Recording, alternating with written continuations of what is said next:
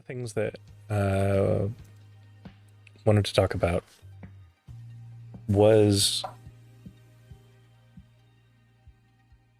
a line of thinking that really was chewing on my mind since last week when we were talking about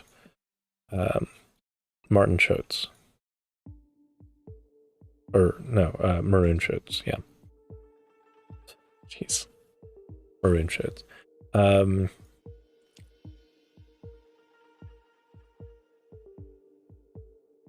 that is one of the talking points that gets thrown around a lot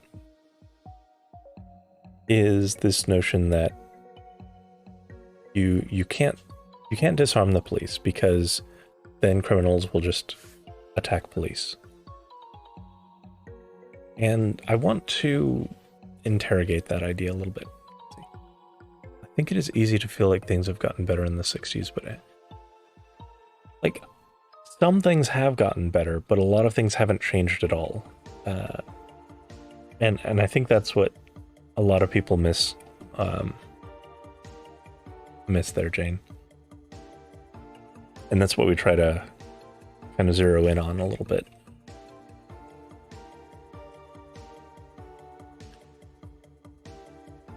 But yeah, so yeah, one of the biggest critiques to the call for, at the very least, disarming cops and not having every street cop wandering around armed to the teeth is this notion that they'll just be attacked by criminals.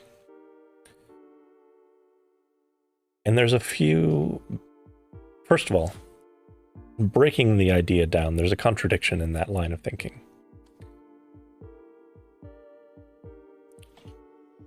We have to first understand that killing a police officer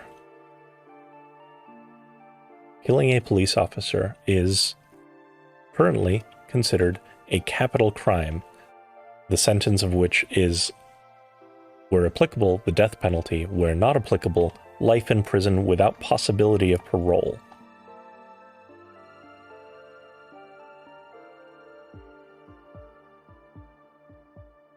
If you are someone who believes that harsh sentencing, is a deterrent to crime, then cops do not need to have a gun. Correct, Jane. I'm more dissecting the argument itself.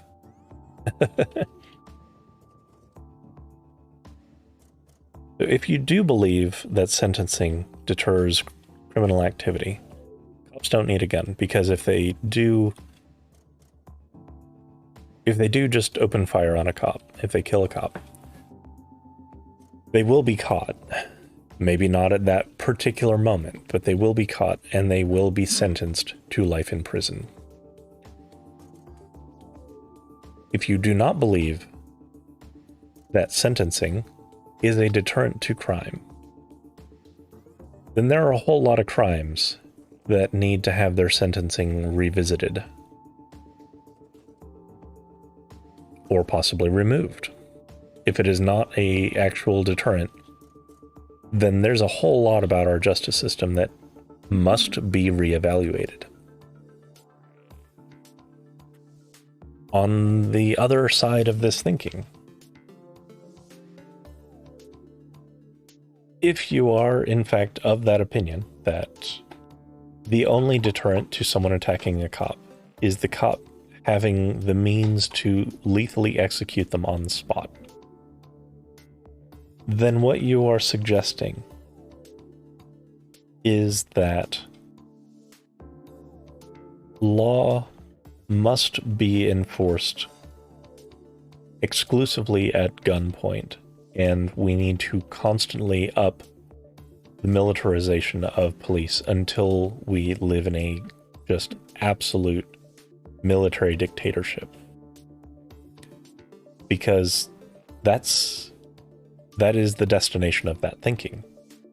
There's no two ways about that. If the only thing that you believe is holding society together are men constantly men in uniform constantly threatening everyone around them with execution, your society is fucked, and probably you should let go of it rather than lean further into being a military police state. I don't believe either of those things. Harsher sentencing has not meaningfully lowered crime in various types of crime. And, the threat of police having weapons isn't really what prevents anything from happening. It tends to just escalate situations. And if we interrogate even statistics,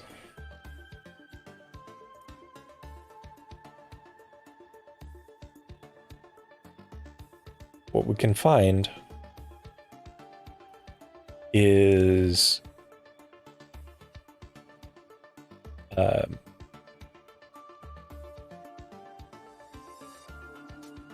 we can find that roughly anywhere between 60 to 100 officers die in the line of duty per year.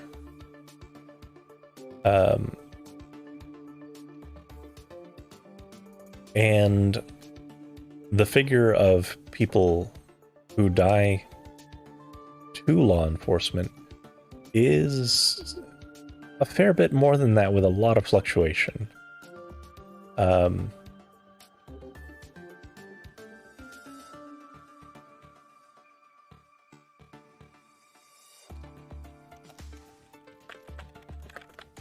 Let's see.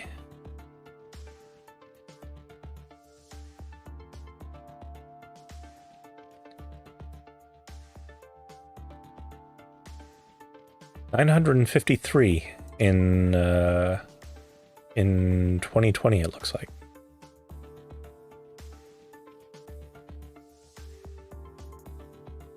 $953 killed in 1 year. So it's about 10 to 1, more than that. Anywhere between 10 to 20 10 to 20 civilians killed for every officer that dies in the line of duty. That's fine, Nolan. Bye.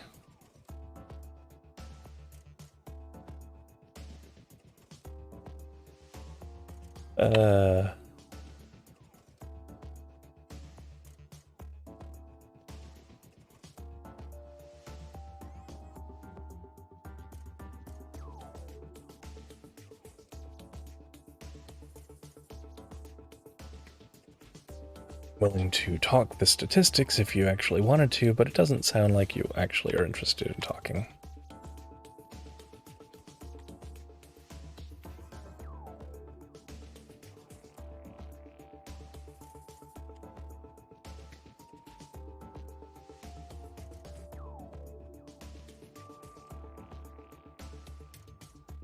And there's a few things that are in play here. So qualified immunity is one of the worst parts, obviously. But the other part is, if cops have escalated to the use of lethal force and someone fears for their life, they are fucked no matter what they do. If they fight back, and if, which is the human instinct, to fight back just to survive, if they actually do kill an officer in the course of that, they're in prison for life. Straight up. And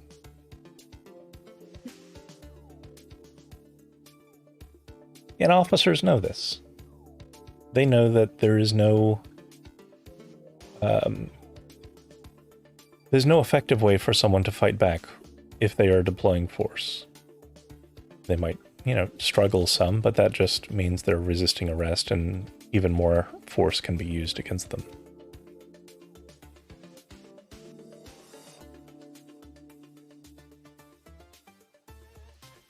Yeah, there's a lot of problems with this line of thinking.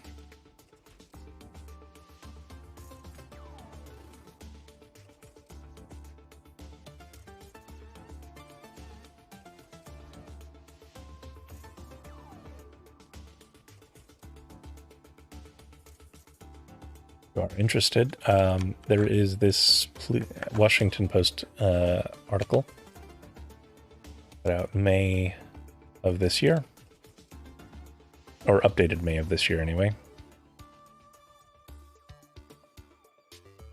and it logs the database. And what we see is year after year, from 2015 to 2021, a constant trend line of cops executing civilians. It doesn't matter what has gone on in the press. It doesn't matter what high-profile killings have happened. There is currently no effort to change. There's been a lot of talk about it. There's been mass protests. There have been a couple departments who have tried to reform things. Nothing is sticking. That's why reform is fucked. It is a dead end.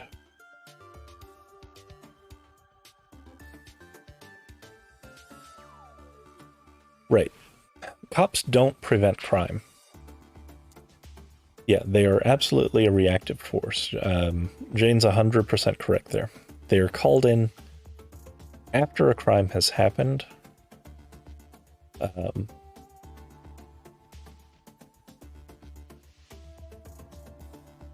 And most of the time they can't do anything about it.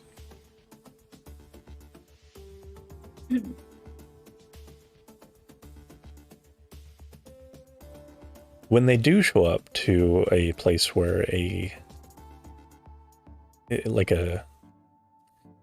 no takers, where like an ongoing domestic disturbance is going on, they don't have a good track record with that, and they don't have the skill set for that. They don't have any of the tools to deal with that. So it tends to end very badly, often with a dead man.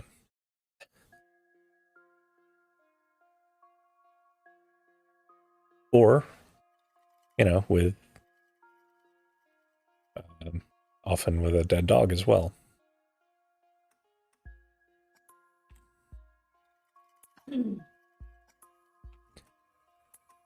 And that's because they're not there to help. They're there to do the one thing that policing is set up to do in this country, and that is inflict violence on behalf of the state. If it cannot be resolved through state violence, they're the wrong tool for the job. Let me tell you, there's very few things that actually need the infliction of state violence. Actually victimized. Yeah, cops can't do that. Empathy is not part of the job.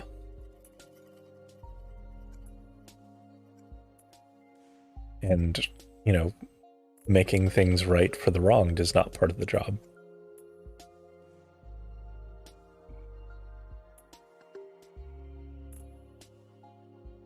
Yeah, most often it doesn't. Most often crime is just... It's just being enforced to put another person behind bars on some technicality.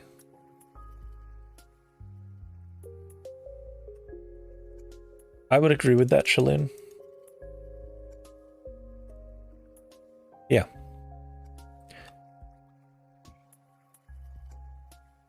And like I keep saying, I do believe that there are a lot of cops who want to and who try to do good, but who's through the course of working as a cop in the system of policing in America cannot There's no way to, there's no avenue to. This is not part of the structure of it.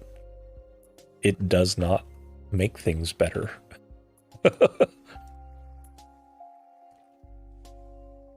Well, no, don't gulag them all. Just change the system. Gulag them all is kind of just changing who's doing authoritarian violence, and I don't want any of that.